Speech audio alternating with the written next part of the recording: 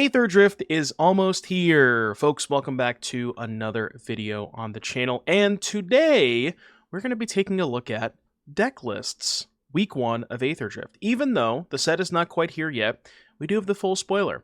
And I spent basically the entirety of yesterday's stream building, I want to say I built almost about 20 decks that contain Aetherdrift cards, whether it's in small numbers or it's a big focus of the entire deck list. First of all, if you want to go check out every single deck that I built on stream, and I'm going to keep adding more to them, head over to my Moxfield page, link in the description down below. Every single time that I post or upload a deck, it's always going to be on Moxfield.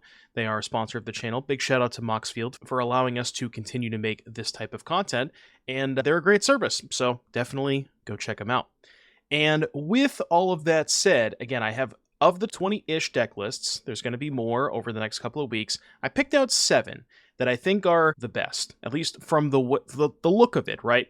Obviously, I haven't played a single game with any of these decks, so small caveat, keep that in mind. But if you're looking to get into Aetherdrift Standard Week 1 and you don't have a lot of wild cards, and you can only build one deck, would recommend maybe giving one of these a shot.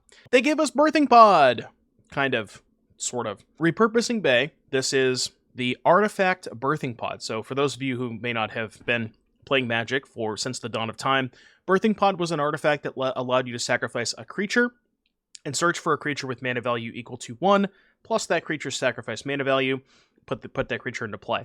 This is the same card, but for artifacts. Now, it just so happens that we have a very easy way to pay the 2 mana activation cost in Enigma Jewel. You do have some more things to do with Enigma Jewel. Collector's Vault is probably the single most important one, which you also have Carrot Cake too. You can sacrifice the Carrot Cake to the Enigma Jewel, get a little bit more scry, get a little bit of life. But the idea here is you want to play cheap artifacts that replace themselves, so when you're going up the curve with Repurposing Bay, you're not losing out on a lot of value, right? So when you sacrifice Market Gnome, you draw a card. When you sacrifice Carrot Cake, you're up a 1/1, actually 2 1/1s, because you get 1 when it enters and 1 when it is sacrificed. That's including the Repurposing Bay. Spring-Loaded Sawblades comes into play, kills a creature, sacrifice it to the Repurposing Bay. And what you're trying to do is just put a bunch of synthesizers into play, which a lot of these artifacts decks typically do, where you want to sack a 2, get a synthesizer, the next turn, sack another 2, get another synthesizer, and then from there you can start generating 2 constructs with every loop. There's a Solemn to bridge the gap, there's a Mightstone and Weakstone to be able to tutor for at the very top of the curve, and then a couple of Riptide Gearhulks. I like this card quite a bit in decks like this, where you just kind of put it into play. The prowess is super relevant. We have a lot of non-creatures, and it just kills them really quickly, especially when you have enough kill spells, right? Like Perilous Snare, Braided Net, and you have ways to tutor those too. So I really like Repurposing Bay with Enigma Jewel, and I think this is a pretty good starting point. I'm kind of cheating a little bit on this one. It's Esper Pixie. Look, it was the best deck before Aetherdrift. Spoiler alert, it's probably still going to be the best deck after Aetherdrift. You'll notice that I have not built sideboards with these yet. That's intentional. I don't typically like to build sideboards early on in testing. Sideboards don't matter too much. It really matters later on when you can have like an established metagame. Sideboards, for the most part, are just going to be like 4/4, 4/3, some of the cards that you would bring in multiple matchups, some of the best cards for certain matchups. So don't worry about sideboards for now. Worry about the main deck, and worry about Momentum Breaker. This card is a new card from Aetherdrift, and I think it's really, really good in the Pixie deck. So they weren't usually playing Tithing Blade or Witch's Vanity in high numbers before, but Momentum Breaker kind of solves the issue of those cards, where if they don't have a creature in play, they at least still discard a card, so it kind of mimics Hopeless Nightmare. And the sick part about that is if they don't play creatures, then, like, if you're playing against the creatureless strategy, or if they don't have a draw involving creatures, then you just have more copies of Hopeless Nightmare to get them hellbent as fast as possible. And Hopeless Nightmare deals 2, so that is a way to kind of start your engines, for lack of a better term, and You can sack this to gain a little bit of life, which definitely might come up against the red decks. But other than that, really nothing else has changed about this deck. But yeah, Momentum Breaker is a huge addition to this deck. And like I said, it's probably still the best deck post Aetherdrift. Another deck that didn't gain a ton, but I do think gained a very important piece here, and that is Golgari with Siege Rhino, or Siege Beetle, or Debris Rhino, whatever you want to call it. I've seen some people poo-poo on this card, and I don't really understand why.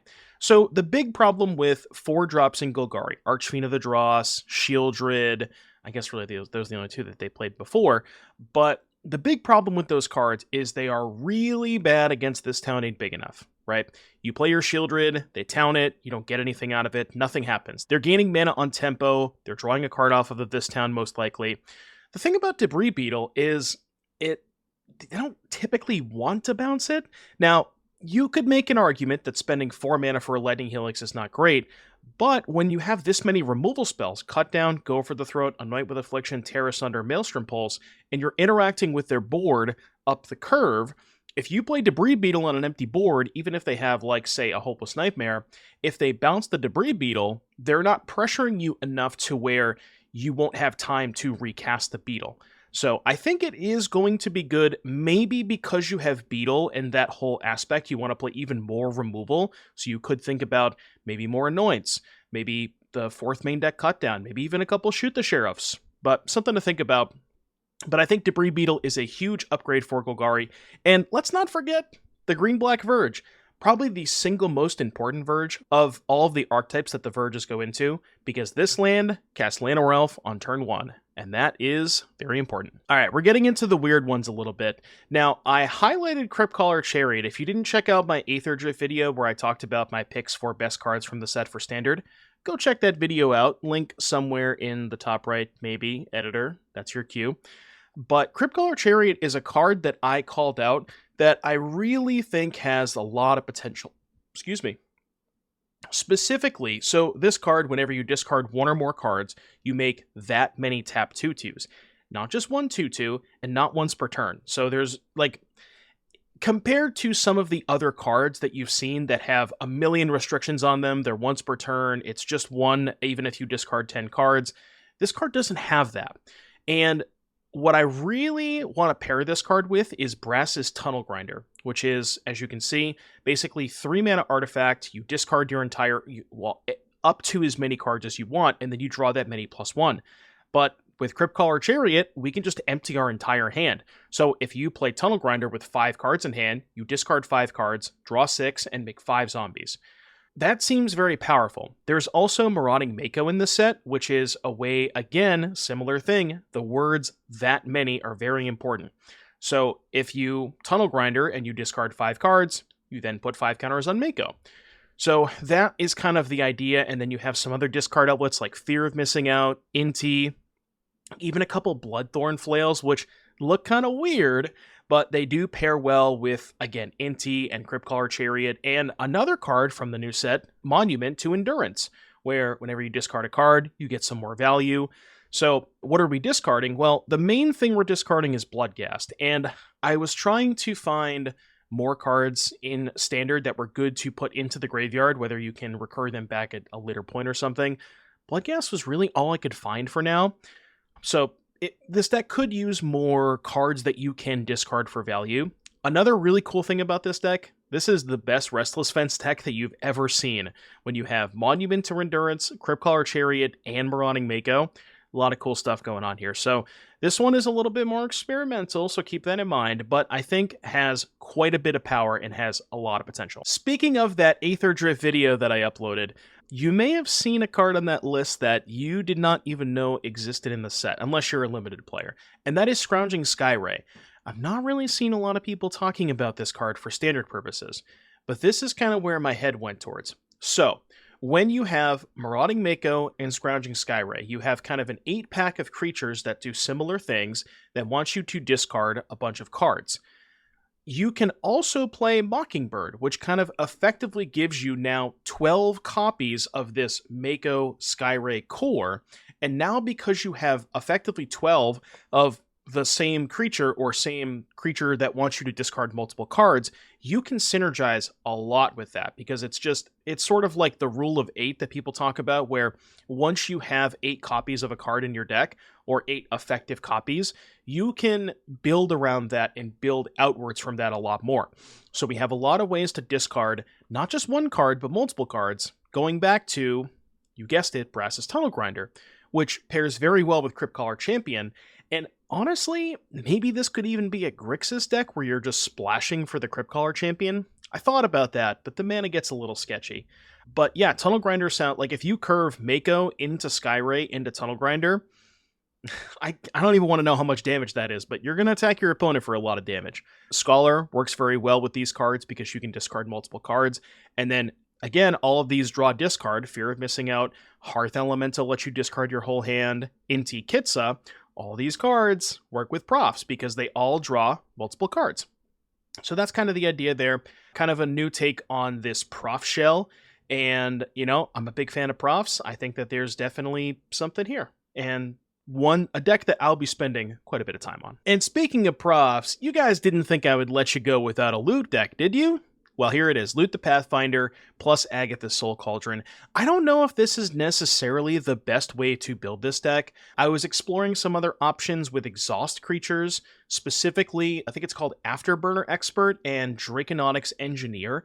Those 2 cards do work very well together, but they kind of require you to play a lot more discard outlets, whereas here we only really have Fear and Rona, I guess Inti to a lesser extent too, and Kiora, so maybe that's enough. But the idea here is you have the Prof's core, where you have Fear of Missing Out, Inti, Prof's Eidetic Memory, Rona, Kiora. You have Cauldron to pair with Thrillseeker, and now Loot the Pathfinder, which is, I think, a pretty big upgrade to Arcanus in these decks.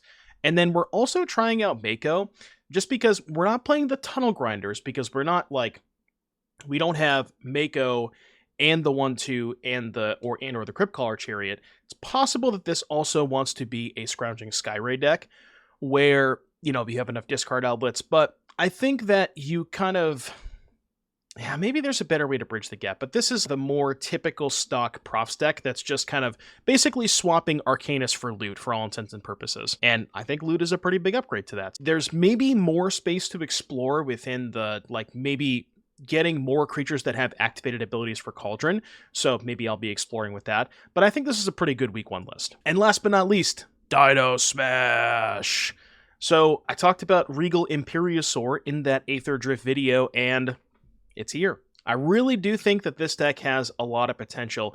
Now, you might, astute viewers at home, might look at this deck, and you might say to yourself, do, like, the card quality leave something to be desired? And I wouldn't necessarily disagree with you. But what if I told you this was the only deck in the format that you got to play 8 copies of a 1-mana Mana Dork?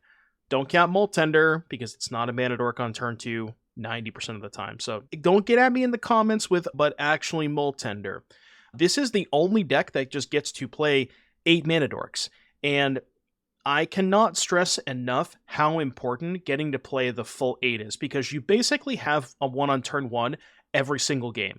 And you guys know, when you're on the play with Llanowar Elves, how backbreaking those starts can be, because the Pixie decks aren't playing a lot of cutdowns.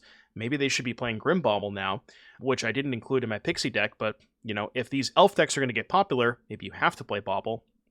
But anyways, it just cannot be understated how important having access to, again, the rule of 8, that's the most important thing. The cards in this deck are not the best, right? Belligerent Yearling, It's Quinth, Pugnacious Hammerskull, they're fine cards, but the reason that they're so much better in this deck is because you now have the 8th Elf. So just something to keep in mind. I'll definitely be playing a lot of this deck, and you get to play 4 Caverns too, so can't be that bad. But in any case, thank you all very, very much for watching. I wish you all good luck in your endeavors with Aetherdrift. I am very excited to play this set. Cannot wait till it comes out next Tuesday. We'll try to find some stuff to do in the meantime. But until then, thank you all so much for watching, and until next time, adios.